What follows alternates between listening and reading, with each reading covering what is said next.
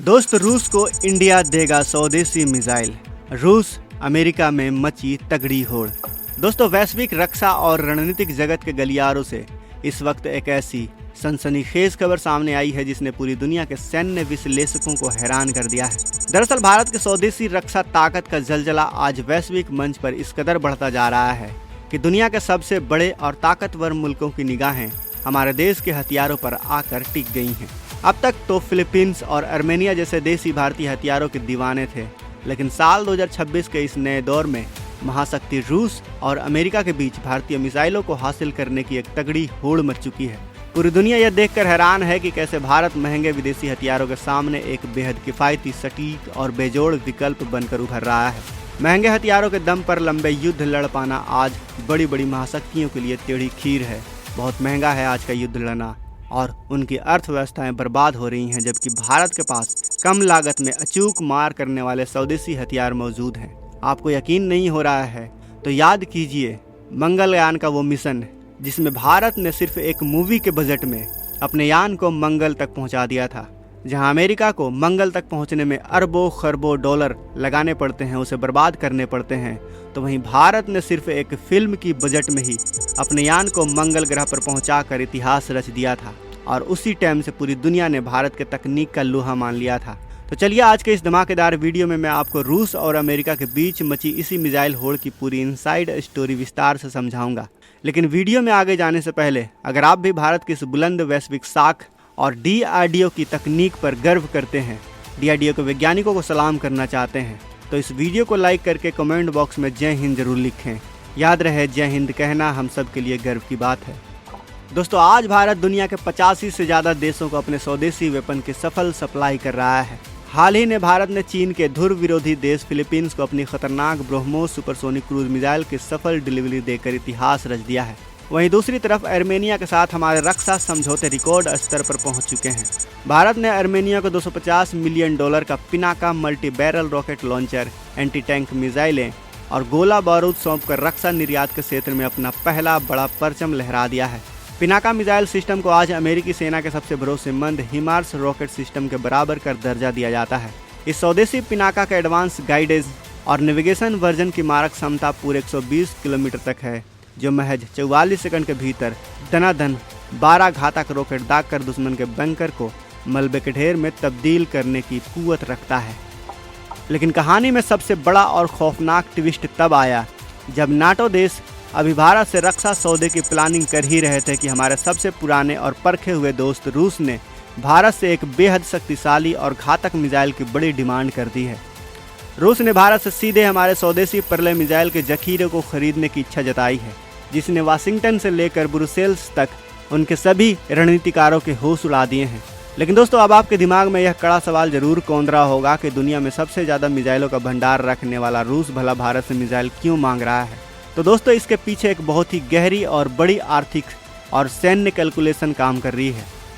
दरअसल रूस यूक्रेन युद्ध के लंबे खिंचने की वजह से रूस अपनी जंग को भारी भरकम खर्च को कम करने के लिए एक सस्ते और सटीक हथियार की तलाश में है। रूस के पास अपनी खुद की इस्कंदर बैलिस्टिक मिसाइल जरूर मौजूद है, लेकिन रूस की एक सिंगल इस्कंदर मिसाइल की कुल कीमत पूरे 224 करोड़ रुपए है, जबकि उसके मुकाबले भारत की महाशक्तिशाली परले मिसाइल महज 3 करोड़ रुपए में बनकर तैयार हो जाती है। सोचिए, कहाँ 224 करोड़ और कहाँ सिर्फ 3 करोड़। यानी एक इस्कंदर मिसाइल को फायर करने में जितना भी खर्चा आएगा, उस खर्चे में रूस हमसे 100 से भी ज़्यादा मिसाइल खरीद सकता है। यही वो आर्थिक और सैन्य अंतर है जिसने रूस को भारत के आगे हाथ फैलाने पर मजबूर कर दिया है। हमारी यह स्वदेशी परले मिसाइल 150 से 500 किलोमीटर की रेंज में दुश्मन के ठिकानों को मलबे में मिलाने का फौलादी मादा रखती है।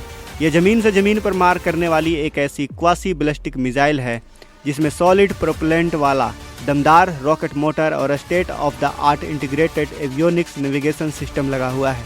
इस मिसाइल की सबसे बड़ी खूबी इसी इंटरसेप्टर प्रूफ तकनीक है, यानी यह मिसाइल हवा में एक निश्चित दूरी तय करने के बाद दुश्मन के एयर डिफेंस को चकमा देने के लिए अपना रास्ता खुद बदलने की क्षमता रखती है, जिसे ट्रैक कर पाना दुनिया के किसी भी रडार के बस की बात नहीं है।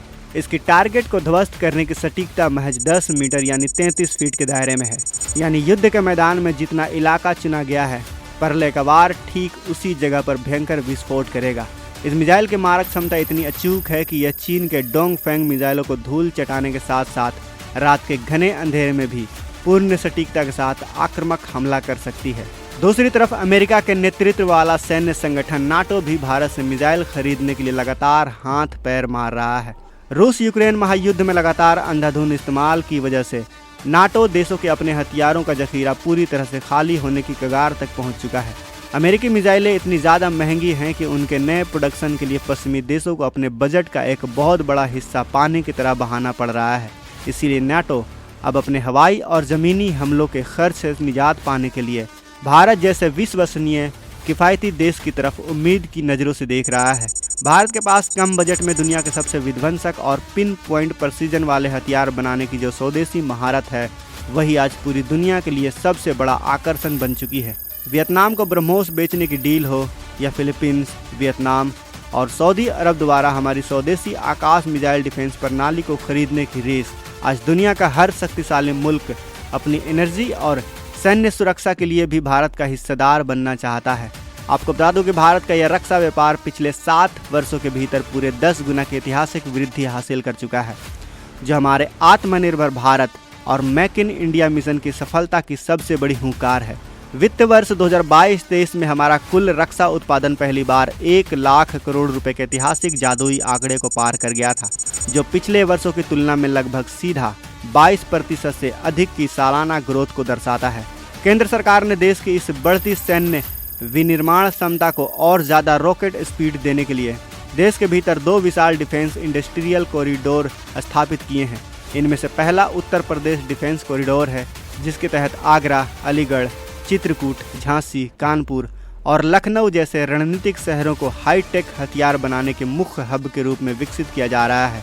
तो वहीं दूसरा तमिलनाडु डिफेंस कॉरिडोर है, जहां चेन्नई, कोयम्बटूर, होसूर, सलेम और तिरुचिरापल्ली जैसे औद्योगिक शहरों के भीतर अत्याधुनिक मिसाइलों और विमानों के पुर्जे तैयार किए जा रहे हैं। यह ऐतिहासिक बदलाव साफ तौर पर दर्शाता है कि साल 2026 का यह नया और बुलंद भारत अब रक्षा मोर्चे पर सिर्फ दुनिया के निर्देशों या उनके सप्लाई लाइनों पर निर्भर रहने वाला लाचार देश बिल्कुल नहीं बनना चाहता। और यही वजह है कि आज जब रूस और नाटो देशों के बीच भारत की इस महाविनाशक प्रलय मिसाइल को हासिल करने की तगड़ी होड़ मची, तो पूरी दुनिया के तमाम डिफेंस एक्सपर्ट, डिफेंस एनालिटिक्स, उनके जितने भी रणनीतिकार हैं, उनका मुंह खुला का खुला रह गया। तो दोस्तों, आज के इस वीडियो में बस इतना ही। वीडियो पसंद आई हो तो इस वीडियो को एक प्यारा सा लाइक ज़रूर करें। और क्या भारत को पश्चिमी देशों के दबाव की रत्ती भर भी परवाह किए बिना अपने मित्र देश रूस को यह स्वदेशी प्रलय मिसाइल तुरंत निर्यात कर देनी चाहिए? क्या लगता है आपको? अपनी बहुमूल्य और बेबाक राय नीचे कमेंट बॉक्स में ज़रूर बताएं, क्योंकि हम आपके हर एक राय को बहुत ही गौर से पढ़ते हैं। बाकी अगर आपने अभी तक इस चैनल को सब्सक्राइब नहीं किया है तो इस चैनल को भी सब्सक्राइब कर लें। साथ ही बगल में जो बेल आइकन का बटन है उस पर ऑल पर भी क्लिक कर लें। मिलते हैं अगले वीडियो में। जय हिंद, जय भारत।